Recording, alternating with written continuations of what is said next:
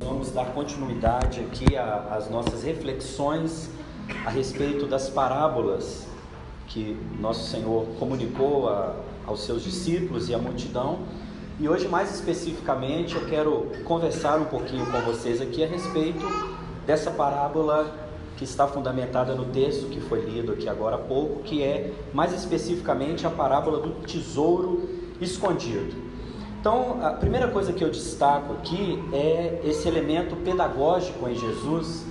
Hoje a gente fala muito, especialmente na universidade, sobre teologia contextual, né? Que é essa teologia que dialoga com o seu contexto, com a sua época, com o seu tempo, que se apropria de elementos do tempo no qual nós estamos inseridos e de alguma forma se utiliza deles para poder comunicar o Evangelho, né? A nossa irmã falou aqui como que chama o filme? Mulan, né? Então ela encontrou o Evangelho, o nosso outro irmão encontrou o Evangelho lá também, no Star Wars. Então aqui na realidade Jesus comunica essa parábola e alguns elementos são muito interessantes, porque às vezes o nosso distanciamento do período histórico e do texto não nos permite percebermos algumas coisas, né? Primeiro, que aquilo que Jesus estava comunicando para os seus ouvintes ali era algo muito fácil de ser compreendido e de ser captado. Primeiro, porque esse hábito de esconder tesouros no campo era um hábito muito comum. Nós devemos nos lembrar que naquela época o território palestino era um território ocupado pelos romanos, então havia muitas tensões políticas, havia muitas facções, havia muitas divisões, havia muitos conflitos e, portanto, também havia muitos saqueamentos. Então era muito comum que as pessoas que tinham riquezas, que tinham posses, colocavam aquelas riquezas ali em alguns tipos de vasos e enterravam, porque o último lugar que alguém imaginaria que alguém poderia esconder o seu tesouro e a sua riqueza fosse num campo. Então vasculhava a casa, vasculhava o comércio, vasculhava tudo quanto é canto, menos o campo. Então o que Jesus estava comunicando ali era algo muito fácil para aquelas pessoas compreenderem e entenderem. Há uma segunda coisa interessante, ainda contextualizando, que é a forma como Mateus coloca na boca de Jesus a expressão reino dos céus. Não está dito reino de Deus. Isso é muito interessante porque a gente encontra, por exemplo, em Lucas essa expressão, mas Mateus ele opta por reino dos céus, porque Mateus é um autor judeu, enquanto Lucas é um autor gentil. Então nós que somos gentios não tem talvez tanto essa preocupação em citar o nome de Deus, né? Enquanto o judeu leva muito a sério aquele mandamento de não usar o nome do Senhor teu Deus em vão. Então Mateus, ao invés de usar reino de Deus, ele opta por reino dos céus, que é a mesma forma de fazer uma referência a esse reino eterno e também de proteger e preservar a santidade do nome de Deus. E algumas coisas, meus irmãos, que saltam do texto aqui, que me chamam muita atenção.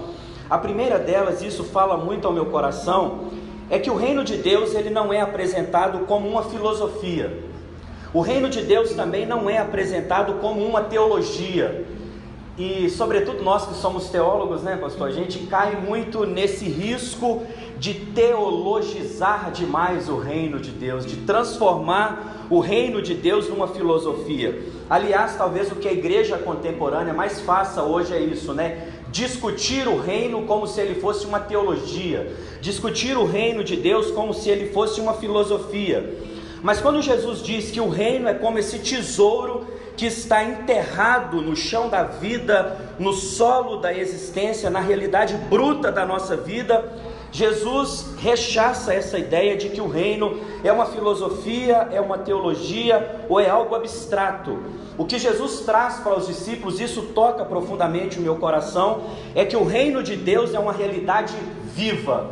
O reino de Deus é uma realidade experimental. O reino de Deus é uma realidade que nós podemos experimentar. Isso me remete, irmãos, ao Salmo 34:8, que diz assim: provai e vede que o Senhor é bom. E aí alguns dos nossos irmãos mais neopentecostais e até mais pentecostais entenderam esse texto assim: provoque Deus, né? Eu já pertenci a comunidades de fé que tinha até aquela campanha, provocando milagres, né? E aí as pessoas citam Salmo 34, diz: olha, provoca Deus, que quando você provocar Deus, você vai ver que Ele é bom. Mas na realidade o sentido do Salmo aqui é outro. O sentido do Salmo aqui é provar, como nós provamos um bom café que a casa serve, como nós provamos um bom alimento. O que o Salmo está dizendo é: querido, quando você experimentar Deus, quando você degustar Deus, você vai dizer: cara, Deus não é nada daquilo que a religiosidade legalista diz. Quando você provar Deus, sabe aquele alimento que você prova, né? A gente que é mais humilde como eu assim, tipo 2 vezes no ano que você vai num restaurante top, fazer uma gracinha, comer uma coisa legal, e tu prova aquilo e fala: cara, que comida boa, que alimento bom. Então o que o Salmo está dizendo é isso, que nós podemos provar, nós podemos experimentar. Eu me lembrei também de Gênesis capítulo 32, quando Jacó sai daquela experiência, daquele encontro com Deus. As traduções variam, mas eu prefiro aquela que no verso 30 e 31 diz: tive um encontro com Deus e a minha vida nunca mais foi a mesma. E tem um elemento ali, né, irmãos, que é muito interessante, isso me toca assim existencialmente, que quando ele sai como Israel, não apenas o nome dele é mudado, né, mas ele sai dali com uma marca e ele sai dali manco, né? E esse texto fala muito ao nosso coração, porque quando nós experimentamos esse reino, quando nós experimentamos essa realidade, nós não mudamos apenas as nossas convicções, mas nós mudamos a forma que nós andamos, a forma como nós nos movemos, né? Todas as pessoas que olhavam agora para Israel percebiam que ele tinha uma marca e que a forma dele andar era diferente. E é interessante isso, porque é muito fácil nós declararmos, né? E isso é legal. Eu sinto muito essa paixão anglicana, né? Parece que o anglicano ele tem uma paixão de falar: não, eu sou anglicano, né? E a galera usa as cruzes, e eu já comprei umas 4, já está lá em casa guardada e tal, né? E essa coisa da gente se identificar, apesar que às vezes dá um trabalhão, né? Eu estava em São Paulo, voltando de São Paulo, conversando com a menina. Eu falei: eu sou da igreja anglicana. Ela falou: mas vocês acreditam no que lá? Como que é isso? É simples. Eu falei: não, a gente acredita em Deus mesmo, em Jesus. Mas a Bíblia suas, como é que é? Não, é aquela Bíblia de 66 livros mesmo, 39 no Antigo, 27 no Novo. Dá um trabalhão enorme. Então eu falo: eu sou da Estação Casa, eu acho que é mais fácil, né? Mas às vezes isso é uma confissão, é uma declaração, mas não se traduz numa realidade que as pessoas podem ver, né? Eu acho muito poderoso quando Paulo escreve aos irmãos de Corinto, ele diz que nós precisamos ser cartas vivas que o mundo lê. Irmãos, isso é tão poderoso, porque quando Paulo escreveu isso, a galera não tinha Novo Testamento, né? Aliás, muito provavelmente eles nem imaginavam que teria um conjunto de livros chamado Novo Testamento, porque para eles a parousia, a volta de Cristo se daria naquele tempo, né? Eles tinham essa convicção de que o Senhor estava voltando, mas no momento que não tinha um Novo Testamento, já tinha um conjunto de livros do Velho Testamento, Paulo diz: cara, vocês precisam ser essas cartas vivas que o mundo vai ler, né? Então quer dizer, quando o reino atravessa a nossa vida, quando nós vivemos essa realidade experimental do reino de Deus, as pessoas podem ler Cristo em nós. Há uma outra coisa que me chama muito a atenção aqui também, é o paradoxo, e vocês sempre vão ouvir eu falar muito essa palavra. Meu pastor dizia que eu sou o teólogo do paradoxo, né? Bem kierkegaardiano, então eu gosto dessa palavra paradoxo, porque na realidade o reino é isso, né? Observem que na parábola o tesouro está escondido, mas ao mesmo tempo que esse tesouro está escondido, ele é revelado. Então ele é um tesouro que nós poderíamos talvez pensar da seguinte forma: ele está escondido para aqueles que estão cegados. Ele é um tesouro que está escondido para aqueles que ainda não tiveram uma experiência real com o Evangelho. E quem diz isso não sou eu, é o apóstolo Paulo, na sua segunda carta aos Coríntios, no capítulo 4, no verso 3 e 4, ele disse: o nosso Evangelho está oculto para os incrédulos, para aqueles para os quais o Deus deste século cegou-lhes o entendimento. Mas para nós que, pela graça misteriosa de Deus, somos iluminados pelo Evangelho, esse tesouro está revelado. E eu me lembro de Jesus, aqui também em Mateus, no capítulo 11, no verso 25, quando ele olha para os seus discípulos, pessoas humildes, pessoas simples, pessoas muito pobres. Parece que Jesus tinha uma predileção por aqueles que eram mais pobres, e ele diz: Pai, graças eu te dou, porque o Senhor escolheu revelar essas coisas para esses que são pequenos, para esses que são simples, né? Então eu vejo muito essa dinâmica nessa parábola desse reino, que ao mesmo tempo é algo que está escondido, mas ele também está revelado. E essa parábola, ela me toca tanto, irmãos, porque ela vai mostrando para nós algumas coisas. Percebam isso, ela revela a valoração do reino e ela demarca a nossa condição. Percebam isso, irmãos. O que é o tesouro aqui é o reino de Deus. E eu me lembrei de Paulo em 2 Coríntios capítulo 4, verso 8, quando Paulo disse assim: irmãos, temos porém esse tesouro em vasos de barro. Né? A gente gosta daquela música antiga, né? Não sei se a gente canta aqui, mas você tem valor e tal, e essa coisa, né, da nossa valoração, do nosso valor. Mas na realidade o valor é o reino, o tesouro é o reino. Nós somos apenas vasos frágeis de barro. E aqui demarca o nosso lugar e demarca a nossa condição. Eu estava aqui cultuando e cantando os louvores com os irmãos, e eu acho bacana quando a gente erra, né? Teve alguns pequenos erros aqui no louvor, como tomara Deus que eu cometa alguns erros aqui também na pregação, e que todo mundo continue cometendo muitos erros na liturgia, porque o dia que nós não errarmos mais, nós seremos tentados pela soberba. Nós seremos tentados pelo equívoco de pensar que nós chegamos à perfeição. E eu costumo dizer, irmãos, que a igreja não é o lugar dos perfeitos. A igreja é o lugar daqueles que estão sendo aperfeiçoados, né?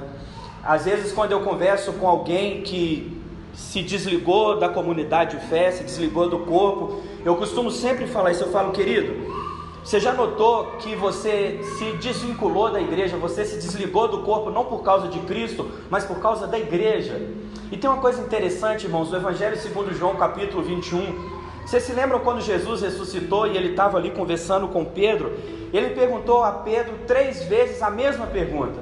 Ele perguntou: tu me amas? Tu me amas? Tu me amas? E aí nós sabemos que ali tem um trocadilho com as palavras gregas, né, que são 3 formas distintas de amor ali, compreendido no contexto da tradição grega, e eu não quero entrar tanto nisso. Mas o que me chama a atenção ali é que Jesus não pergunta para Pedro assim: Pedro, tu amas a igreja? Ele não pergunta isso. Ele não pergunta assim: Pedro, tu amas o ministério? Não pergunta isso. Pedro, tu amas o teu chamado? Ele não pergunta isso. Ele pergunta assim: Pedro, tu me amas? E por que ele pergunta isso, irmãos? Porque o coração de Pedro precisava estar em Jesus. Porque mesmo quando a igreja nos machucar, mesmo quando a igreja nos ferir, mesmo quando a nossa comunidade de fé nos decepcionar, nós não vamos desistir da igreja, porque nós amamos acima da igreja Cristo. Amém, irmãos? E nós precisamos entender isso, porque quando nós tiramos os nossos olhos de Cristo e nós permitimos sermos levados pelas decepções, querido, deixa eu te dizer uma coisa aí: é inevitável que nós nos machuquemos e que a gente se fira na igreja. O meu testemunho é simples: eu nasci na igreja, cresci na igreja, vou morrer na igreja. Esse é o meu grande testemunho. E uma das coisas que eu mais noto é que a igreja talvez é o lugar onde nós mais temos frustrações e decepções. Mas isso está posto na vida e no ministério de Jesus. Quem traiu Jesus foi um dos seus discípulos. Quem duvidou de Jesus foi um dos seus discípulos.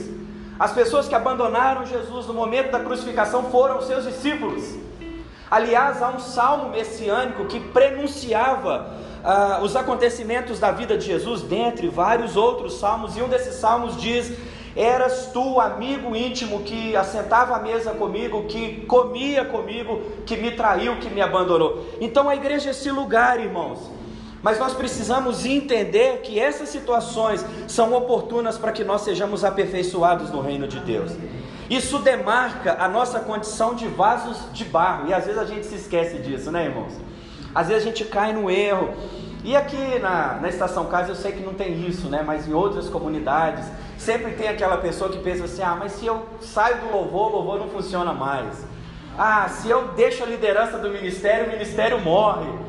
Mas se eu sair da igreja, a igreja não vai ser a mesma coisa. Não, queridos, nós precisamos entender: ninguém pode pôr outro fundamento além daquele que está posto, e o fundamento é Jesus Cristo.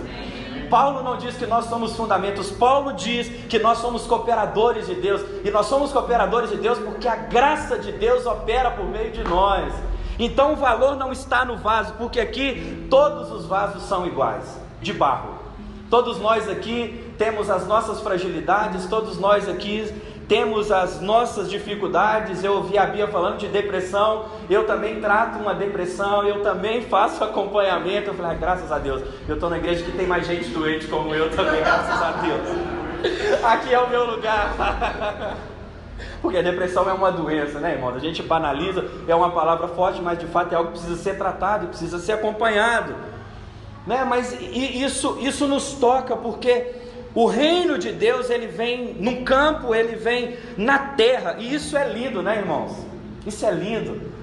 Será que nós percebemos essa narrativa do Evangelho? O tesouro foi colocado no solo, na terra, no chão, e nós somos tirados de onde, irmãos? Nós somos tirados da terra, nós somos tirados do solo, nós somos barro, nós somos pó.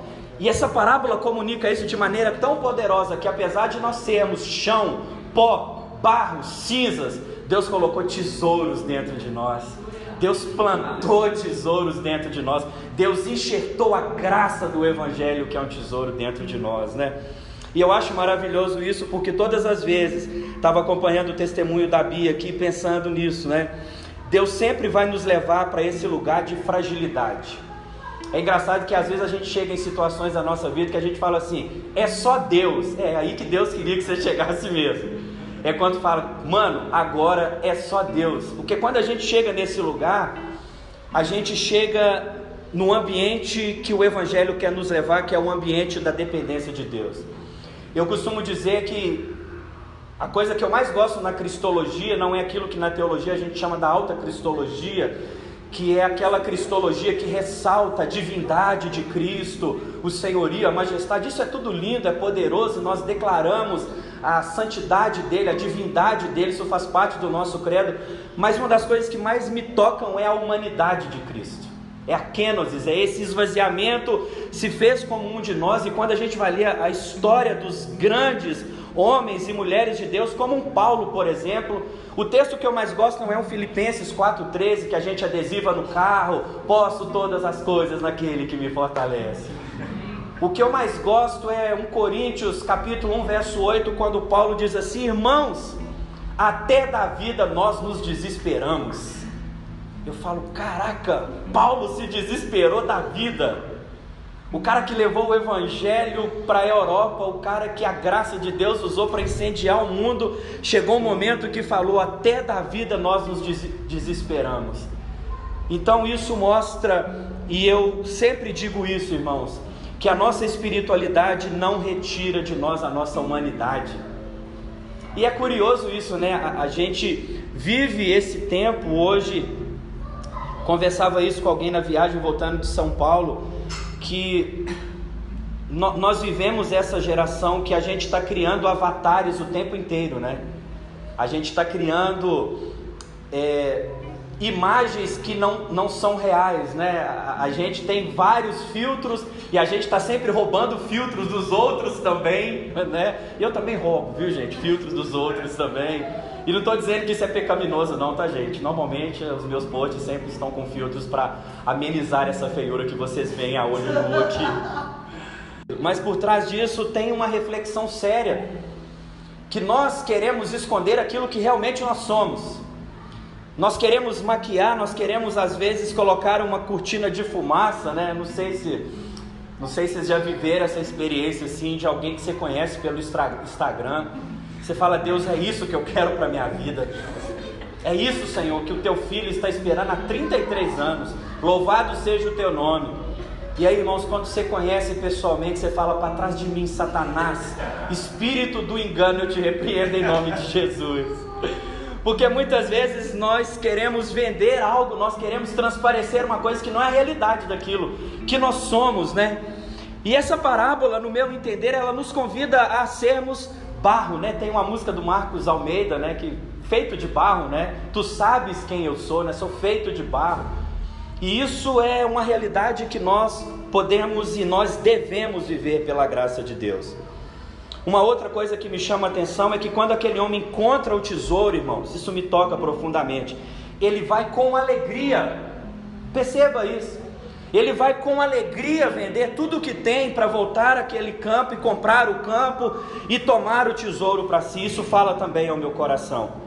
A alegria é intrínseca à natureza da vida cristã. Irmãos, a gente precisa entender isso.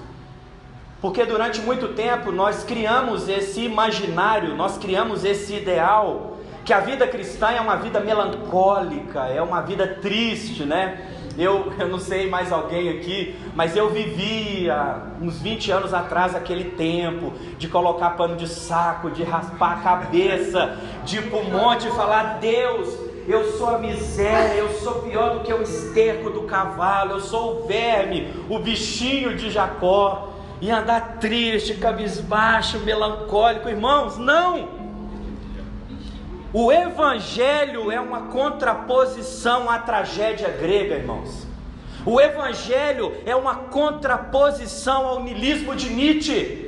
O Evangelho diz para nós que o evento Jesus Cristo, que a ressurreição de Jesus, que o túmulo vazio enche a nossa vida com sentido eterno, com sentido absoluto, com a paz que excede todo o nosso entendimento, meus irmãos.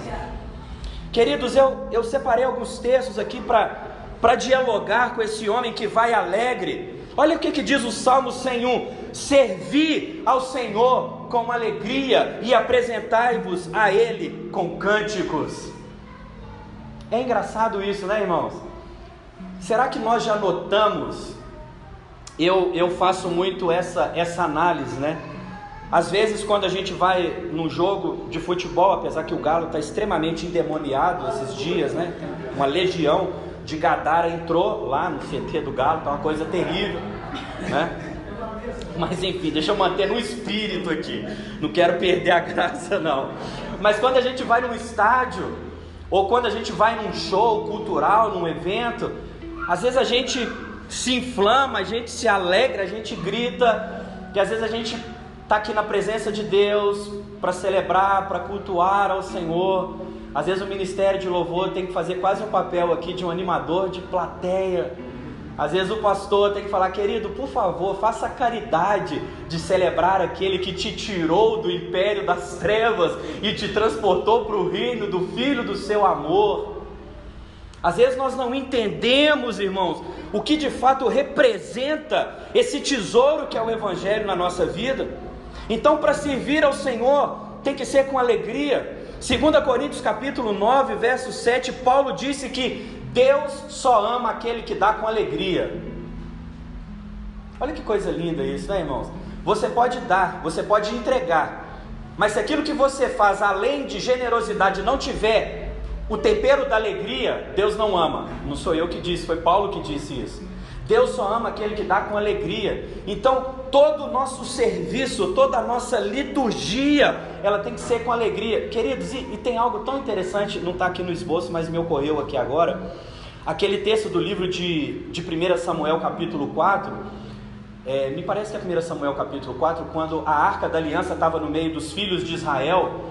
Irmãos, tinha tanta festa, tinha tanto barulho, era uma doideira que estava acontecendo lá, que a galera dos filisteus, que não tinha entendimento, eles disseram: cara, os deuses devem ter descido no meio dos hebreus, porque tamanho é o barulho de festa.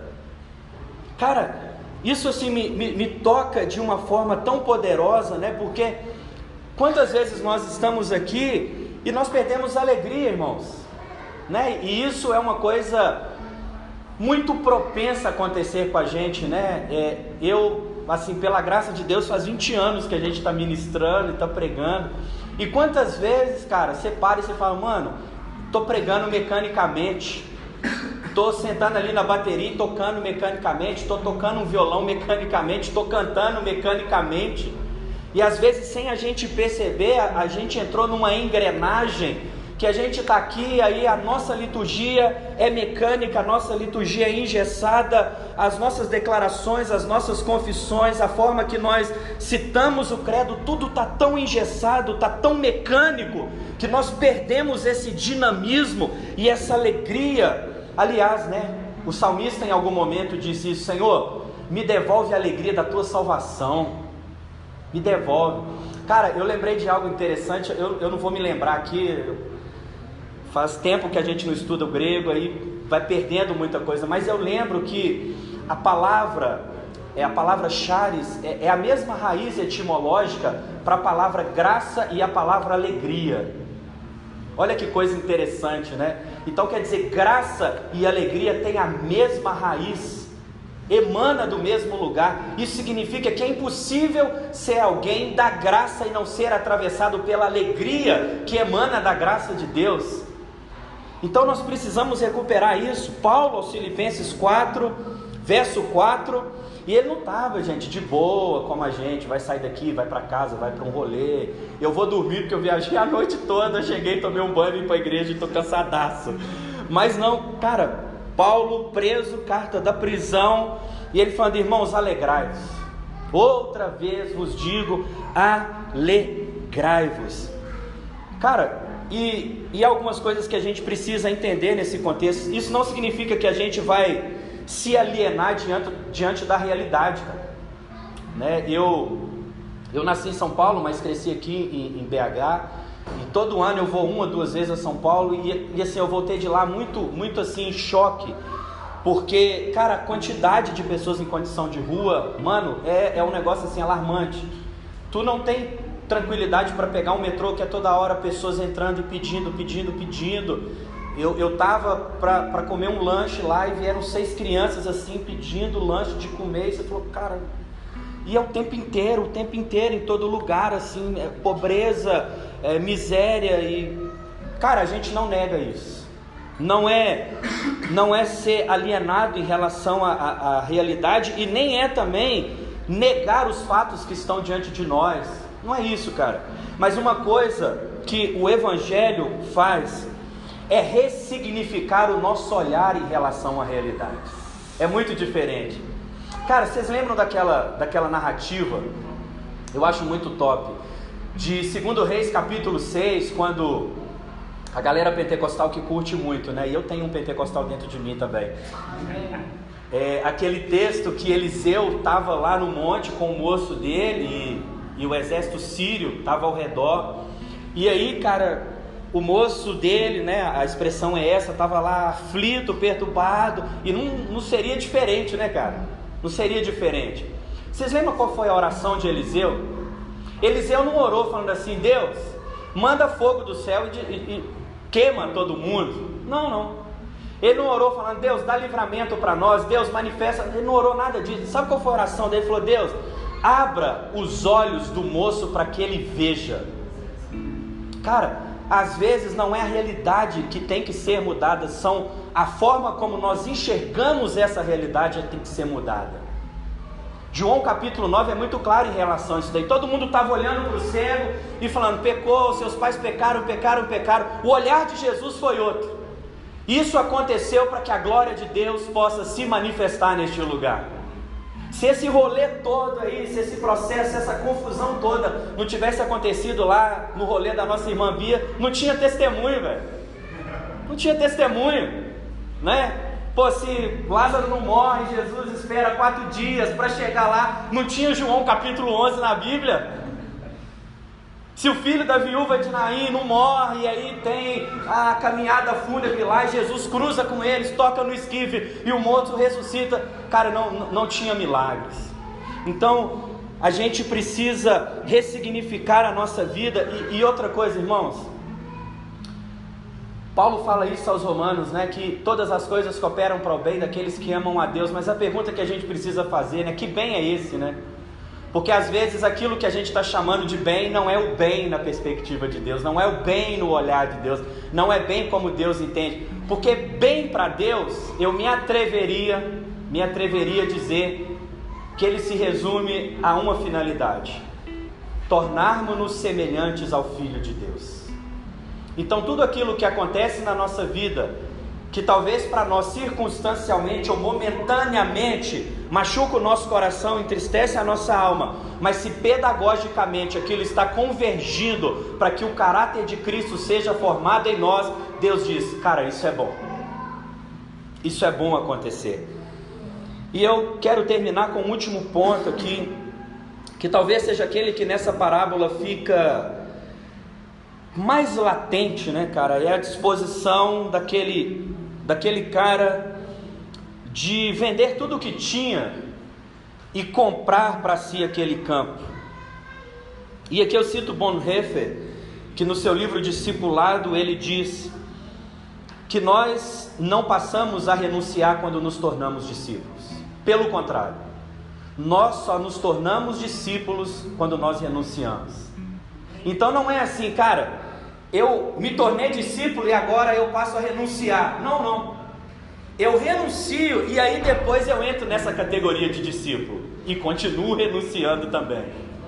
E a gente precisa, cara, repensar algumas coisas nessa parada de renunciar, porque durante muito tempo, e talvez algumas pessoas aqui também, né, a gente tinha aquela ideia que assim, cara, renunciar é o seguinte, eu me tornei crente, agora eu não tenho amizade com mais ninguém, agora eu vivo dentro de uma bolha, agora eu não converso com mais ninguém, agora eu não posso nem depilar o sovaco mais, agora eu sou crente. Agora eu sou santão mesmo, eu sou separado de todo mundo, assim e tal. E cara, tem uma dimensão mais profunda nesse renunciar, né? Que é a dimensão subjetiva, que é a dimensão interior. E quem diz isso não sou eu, é o próprio Jesus. Porque em Marcos capítulo 8, o verso 34, ele diz: se alguém quiser vir após mim, negue-se a si mesmo. Cara, às vezes não é desafiador para nós, ou às vezes o nosso maior desafio não é, eu vou renunciar a um emprego, ou eu vou renunciar a uma amizade, ou eu vou renunciar a algo externo. Não, o nosso maior desafio é renunciar a algo que está estabelecido dentro de nós. A nossa natureza caída, a nossa natureza adâmica, aquilo que ficou em nós, que ainda são resquícios de uma natureza caída, de uma natureza que está o tempo inteiro tensionando com a vontade e o propósito de Deus na nossa vida. Cara, a dimensão aqui daquilo que, metaforicamente falando, dentro do contexto da parábola, eu preciso vender, é a mim mesmo. É por isso que Paulo vai dizer na sua carta aos irmãos de Corinto que nós fomos comprados por um alto preço, e nós não somos mais de nós mesmos. Cara, isso é muito sério, mano. Se a gente parar para pensar nisso, nós não somos mais de nós mesmos. Nós pertencemos a alguém, nós temos alguém que nos comprou, e é por isso que nós precisamos entrar nesse caminho de renúncia. Eu queria convidar-nos a estarmos de pé nesse momento para que a gente possa orar. Eu sei, irmãos, que os nossos desafios, as nossas lutas, as tentações que atravessam cada um de nós, elas têm singularidades. Talvez aquilo que é um gigante na minha vida é um anão na tua vida. Talvez aquilo que é um gigante na tua é um anão na minha vida. Mas é por isso que nós somos corpo, cara. E uma coisa assim, cara, eu sou apaixonado com o Evangelho. Assim, para mim o Evangelho é estado de arte pura, é poesia pura, assim, no seu nível mais absoluto, assim, e mais profundo, né? A gente vê uns malucos, assim, hoje aí, que no rádio, e, cara, vem ouvir o pastor fulano de tal, o apóstolo que tem os 9 dons espirituais. Pô, velho, esse cara ele é o brabo mesmo, velho. Deus pegou tudo assim e colocou dentro do cara, né? Mas não, velho, o Evangelho diz outra coisa, né? Uns para apóstolos, outros para profetas. Depois Paulo em outro lugar vai dizer: falaremos todos em línguas? Não. Né? Todos teremos os dons de curar? Não. Todos profetizaremos? Não. Ele até queria, né? Quisera eu, mas não. E por que Deus não coloca tudo dentro de um só? Porque nós precisamos ter uma dependência que eu chamo de dependência lateral ou bidimensional. Nós precisamos ter a dependência de Deus, mas nós precisamos entender que Deus está na vida do outro e também nós interdependemos uns dos outros. É engraçado que durante muito tempo, né, na comunidade onde eu pertencia e era o pastor do Ministério de Ensino, muita gente me procurava e falava: pastor, eu não tenho vocação nenhuma porque eu não prego e não canto. Caramba, meu, então quer dizer, você só tem vocação se você pregar e cantar. Falo, talvez o que a gente mais precise hoje não seja de pessoas como Paulo, mas de pessoas como aquela menina, que a gente não sabe nem o nome dela, que aparece lá em 2 Reis capítulo 5, que estava infiltrada lá na casa de Naamã, e que na tradução Wallaciana aqui falou: mano, o rolê é o seguinte, tem um Deus lá em Israel, tem um profeta lá em Israel, que se tu for lá e conhecer esse Deus, tu pode ter certeza que tu vai ser curado disso daí, mano. Amém. Então, eu acredito que nós precisamos entrar neste lugar. Eu gosto muito de uma fala de D.L. Moody, quando ele dizia que Deus não despede ninguém de mãos vazias, exceto aqueles que estão cheios de si mesmos, né? Então, talvez essa seja uma manhã que a começar da minha vida, eu preciso renunciar muita coisa, abrir mão de muita coisa, na linguagem metafórica da parábola, vender muita coisa para entender esse tesouro. Cara, e eu quero fechar com isso assim, que queimou muito no meu coração. Aquilo que nós não estamos dispostos a renunciar por causa do Evangelho é maior do que o Evangelho na nossa vida. Cara, a gente precisa ter isso muito claro. Aquilo que eu não estou disposto a renunciar por causa do Evangelho é maior do que o Evangelho na minha vida. E tem uma fala, me parece que é do Leonardo Riverhill, que ele dizia: quando Deus pede Isaac, o que Deus quer é Abraão. Velho, na realidade Deus não quer nada de nós, porque tudo que a gente tem foi Deus que deu, velho. Saca? Eu às vezes até prefiro a linguagem vou devolver do que vou entregar, porque eu não tenho nada.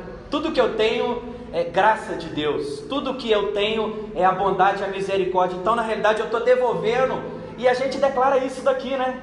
A gente devolve daquilo que Deus nos deu. Então a gente precisa entrar neste lugar e esvaziarmos de nós mesmos para vivermos essa realidade. Então eu gostaria que nós orássemos nesse momento. Nós orássemos nesse momento para que nada seja maior do que o tesouro do Evangelho dentro de nós.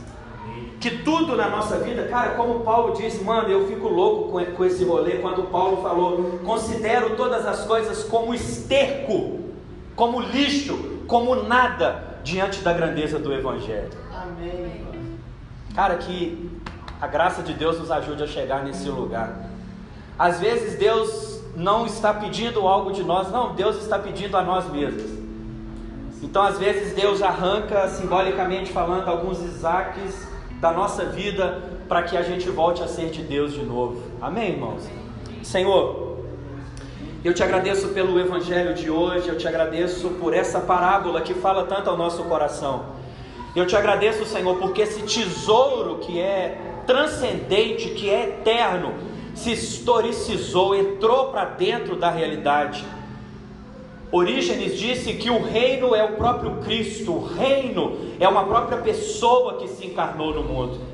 Ele é esse tesouro que veio, que foi crucificado, que ressuscitou ao terceiro dia, que está sentado num trono de glória, que enviou o Espírito Santo, e o Espírito Santo está aqui convencendo-nos do pecado, da justiça, do juízo, convencendo-nos, Senhor, a nos tornarmos cada dia mais parecidos com o Filho de Deus. E essa, Senhor, é a minha oração, primeiro pela minha vida, e também pela vida dos meus irmãos, da minha comunidade de fé, dessa família onde eu tenho a oportunidade e o prazer de pertencer. Nos ajuda, Senhor, nos capacita a vivermos uma vida de renúncia, a não negociarmos a graça, a não negociarmos o Evangelho, a não baratearmos o tesouro precioso que foi escondido dentro de nós. mas de fato, Senhor, que nós possamos viver para a glória e para o louvor do Teu nome. E mesmo quando nós não falarmos do Evangelho, que nós possamos, Senhor, ter aquela experiência de Pedro, que mesmo quando ele negou o Senhor, alguém disse: você é um deles, porque você fala como ele.